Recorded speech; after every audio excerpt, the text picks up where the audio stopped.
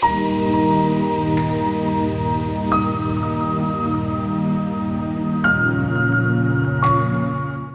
वालेकुम, मेरा नाम है शाहिद अयूब। आप देख रहे हैं लर्निंग टू लिव। आज का मौजू जो मैंने चूज़ किया है उसको मैंने नाम दिया है कामयाबी और खुशहाली का फार्मूला, और बकौल कायदे आज़म नज़्म व ज़ब्त। ये क्या चीज़ है? एक प्रोफेसर साहब जो फलसफे के टीचर थे, एक क्लास रहे थे, उन्होंने एक जार लिया, उसमें उन्होंने गोल्फ के बॉल होते हैं वाइट रंग के, वो डाल दिए। बॉल उन्होंने भर दिया बॉल से। तो उन्होंने अपने स्टूडेंट से पूछा कि आप बताइए कि ये जार भर गया? तो सब ने कहा जी जी, जार बिल्कुल फुल हो गया। फिर प्रोफेसर साहब ने उस जार में बारीक कंकर लेके उसमें डालने शुरू कर दिए।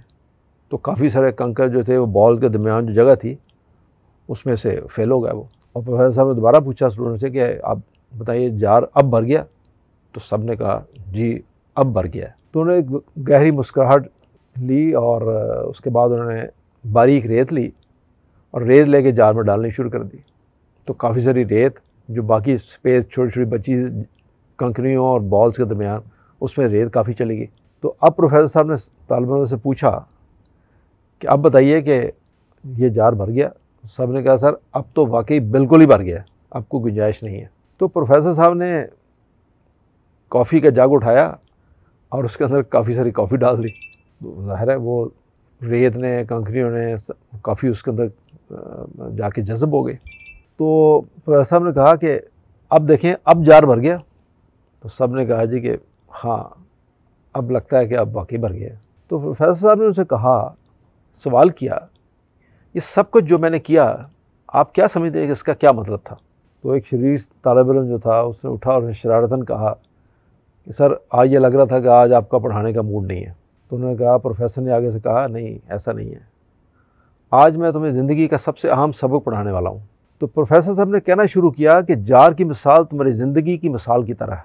क्लास में एक मरतबा फिर तजस्सुस की फ़िज़ा कायम होगी।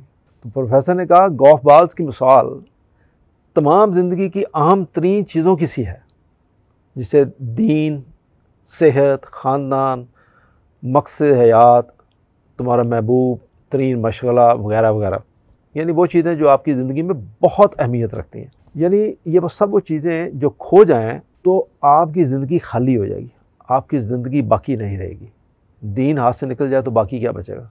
तो कंकरियों और पत्थरों की जो मैंने डाली उनकी मिसाल ऐसी है जैसे तुम्हारा पेशा, घर, कार, और रेत की मिसाल छोटी मोटी और गैर ज़रूरी चीज़ें जिनमें अहम रोज़मर्रा काफ़ी यानी जो बिल्कुल गैर अहम चीज़ें हैं उसकी सी है। और ये वो चीज़ें हैं जिनको हम देखने में, हासिल करने में अपना खासा वक्त ज़ाया कर देते हैं। सबके चेहरों पर संजीदगी, आंखों में कुछ अहम चीज़ें सीखने के बाद आने वाली चमक थी। प्रोफेसर कहते हैं कि अगर तुम जार में पहले रेत भर दोगे तो पत्थरों और गोल्फ बाज के लिए जगह नहीं बचेगी। यानी गोल्फ बाज का मतलब है जो आपकी ज़िंदगी की बहुत अहम चीज़ें। यही कुछ ज़िंदगी के साथ भी होता है। अगर तुम्हारा वक्त गैर ज़रूरी कामों में ज़ाया हो जाए तो ज़रूरी काम और ज़रूरी लोगों के लिए नहीं बचेगा। एक लड़के ने सवाल किया, सर इस कॉफ़ी का क्या मतलब है जो आपने एंड में उस जार के अंदर डाली? तो प्रोफेसर ने कॉफ़ी के कप को उठाया और तलबा की तरफ देखते हुए मुस्कुराए। इसका मतलब यह है कि ज़िंदगी कितनी मसरूफ़ क्यों ना हो, दोस्त के साथ कॉफ़ी पीने का वक्त फिर भी निकाला जा सकता है। किसी ने क्या खूबसूरत बात की, ये बात गोथे की है, things which matter most must never be at the mercy of things which matter least. यानी अहम तरीन चीज़ें गैर अहम तरीन चीज़ों के रहमो करम पर नहीं रहनी चाहिए। छोटी सी स्टेटमेंट है, बहुत बड़े गहरी मतलब है इसके। वैसी कौन सी खूबी है जो तल्लुकात, सेहत, कारोबार, तलीम या किसी भी मैदान में नाकामियों से बचाकर कामयाबी से हमकरार कर सकती है, जिसके बगैर ना तो कुछ सीखा जा सकता है और ना ही तख्लीकी काम किया जा सकता है। यानी वो खूबी जो है वो है एक नज़्म व ज़ब्त। कुछ लोगों का ख्याल है कि नज़्म व ज़ब्त ज़िंदगी को रूखा फीका बना देती है। जो लोग ज़िंदगी लगे बंदे अंदाज में गुजारते हैं और ना तो ज़िंदगी से लुत्फ़अंदोज़ हो सकते हैं और ना ही कोई तख्लीकी काम सर अंजाम दे सकते हैं। यानी वो एक बड़े सेट पैटर्न पे लगते हैं, बड़े एक उनका पैटर्न है इस तरह। एक लावाली, मूडी और लापरवाह इंसान जो इस चीज़ का कायल नहीं है, वो अपनी मर्ज़ी से ज़िंदगी गुजारता है, खुश रहता है, बेफ़िक्र रहता है। इन लोगों का ख़्याल है कि किसी ज़िंदगी के में ज़ाब्ते वगैरह की किसी चीज़ की कोई ज़रूरत नहीं है। दूसरा नज़रिया इसके बरक्स है कि जिन लोगों की ज़िंदगी में नज़्म व ज़ब्त होता है वो पुरसकून, खुशहाल, सेहतमंद, इज़्ज़तदार और कामयाब ज़िंदगी गुजारते हैं।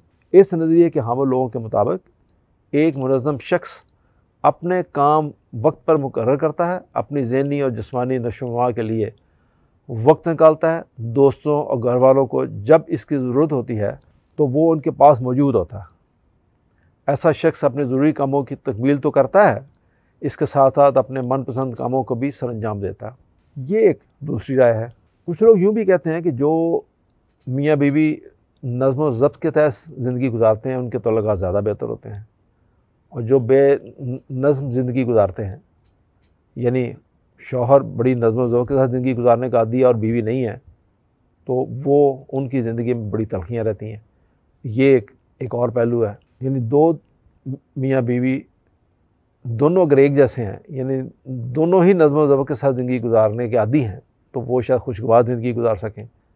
लेकिन अगर एक उधर है और दूसरा उधर, दो मुख्तलिफ सोचें हैं, तो वो शायद ज़िंदगी गुजारना उनके लिए खासी मुश्किल होगी, और इस तरह उनका ये निज़ाम बर्बाद भी हो सकता है, यानी बात काफ़ी ख़राब हद तक आगे भी बढ़ सकती है। आप इसको यूँ भी समझिए कि ये नज़्म व ज़ब्त दिन और रात के आने जाने, मौसमों के तब्दील होने, चाँद के बढ़ने घटने, हवाओं के चलने और बारिश के बरसने में भी यही निज़ाम रवा है। यानी एक दुनिया की कायनात को देखें, सूरज, चाँद, ज़मीन एक बड़े नज़्म व ज़ब्त के साथ, एक ख़ास टाइमिंग के साथ वो सब अपने अपने मदार में घूम रही हैं। अगर उसमें एक सेकंड के हज़ारों हिस्से में भी फ़र्क आ जाए तो आप समझते कि क्या होगा, ये कायनात ही सारी तबाह हो जाएगी।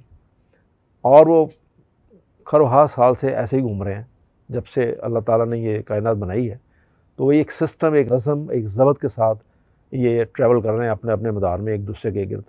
अच्छा, जिन लोगों ने ज़िंदगी को मुनज़्ज़म अंदाज से गुजारने और वक्त के बेहतरीन इस्तेमाल से मुतल्लिक़ कुछ चीज़ें, कुछ किताबें लिखी हैं, उनका कहना यह है कि आप ज़िंदगी को नज़्म व ज़ब्त से गुजारने के लिए एक टू डू लिस्ट बनाएँ, या एक टू डू लिस्ट मुरतब कर लें जिस पे उन्होंने ख़ासा ज़ोर दिया कि ये बड़ी ज़रूरी है। इनका कहना यह है कि ये टू डू लिस्ट प्रेफरेबली अगर आप अगले दिन के लिए एक दिन पहले बनाएं तो आप अगले दिन में बहुत ज़्यादा प्रोडक्टिव काम कर सकते हैं बगैर अपना टाइम ज़ाया किए बगैर।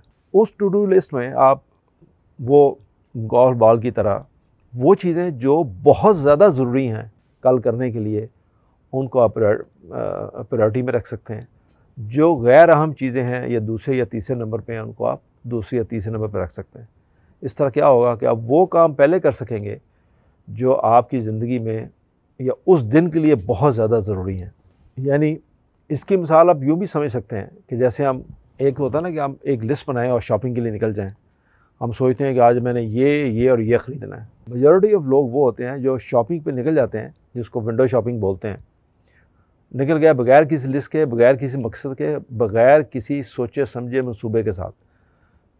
तो वो क्या करते हैं कि वो मेजॉरिटी वो शॉपिंग कर लेते हैं जिनकी उनको ज़रूरत ही नहीं होती। तो वो हर वो गैर अहम चीज़ जिसकी ज़रूरत नहीं होती और वो सेल पे लगी वो उठा के ले आते हैं। तो वो हमारे एक बड़े सीनियर पीआई के कैप्टन होते थे, तो वो अक्सर किया करते थे कि मैं जब मार्केट जाता हूँ, मुझे कोई चीज़ बड़ी अच्छी लगती है तो मैं ख़रीदता नहीं, वापस आ जाता हूँ। तो मैं अगले दिन फिर जाता हूँ और फिर उसको देखता हूँ। तो तीसरे दिन मैं जब जाता हूँ तो मुझे बिल्कुल क्लियर हो जाता है कि क्या इस चीज़ की मुझे ज़रूरत है या नहीं है। तो मेजॉरिटी ऑफ दिन ये होता है, मेजॉरिटी टाइम यही होता है कि जब पहले दिन जाता हूँ वो चीज़ बड़ी अच्छी लग रही होती है और तीसरे दिन समझ आती है कि यार वो चीज़ मैंने जो अच्छी तो लगी थी लेकिन मुझे इसकी ज़रूरत नहीं है। तो देखिए, लिस्ट बनाने से और चीज़ों को चैनलाइज़ करने से, डिसिप्लिन के तहत ज़िंदगी से आप वो चीज़ें लिख के अपनी तरतीब बना सकते हैं कि जिन चीज़ों की आपको बहुत ज़्यादा ज़रूरत है, और गैर अहम चीज़ों की आप लिस्ट नीचे रखते हैं जिनको आपकी ज़रूरत नहीं है। इसी तरह शॉपिंग से हट के जो सबसे अहम चीज़ आपकी वो है वक्त। तो अगर आप वो टू डू लिस्ट बनाएं तो आप जो काम बहुत अहम हैं, जो बहुत ज़रूरी हैं, जैसे मैंने आपसे पहले भी अर्ज़ किया, तो वो काम आप पहले कर सकते हैं। इस तरह आप अपने टाइम की मैनेजमेंट भी बड़े अच्छे तरीके से, बड़े खुश उसलूबी से आप उसको उसको तरतीब दे सकते हैं, बजाय इसके कि आपको शर्मिंदगी हो और आप पता नहीं चले कि कौन सा काम पहले करना था, कौन सा बात पता चला। जो गैर अहम था वो आपने कर लिया और जो अहम काम था वो आपको याद ही नहीं था कि आपने ये काम करना है। तो इस आदत से निजात का आसान तरीका तो ये है कि इन कामों की फ़हरिस्त आप, जैसे मैंने आपसे पहले कहा, कि एक रात पहले अगर आप बनाएं तो आपके लिए बड़ी मौजू होगी। ये मौजू जो आज का था, यानी नज़्म व ज़ब्त और काम करने की तरतीब, जो मैंने आपसे बयान की, ये चंद मोटी मोटी चीज़ें जो मैंने आपसे बयान की हैं, इस पर गौर करें और कोशिश करें कि आप अपनी ज़िंदगी इस नज़्म व ज़ब्त के साथ गुजार सकें। इससे में आपकी भी बेहतरी है और जिन लोगों से आप मिलते हैं या जिन लोगों से आपका वास्ता रहता है वो भी आपकी तारीफ़ करेंगे कि ये शख्स बड़ा नज़्म व ज़ब्त से काम करता है, बेहतर काम करता है, टाइमली काम करता है, और उसमें फिर हीले बहाने सब चीज़ें ख़त्म हो जाती हैं। Thank you very much. अल्लाह हाफ़िज़।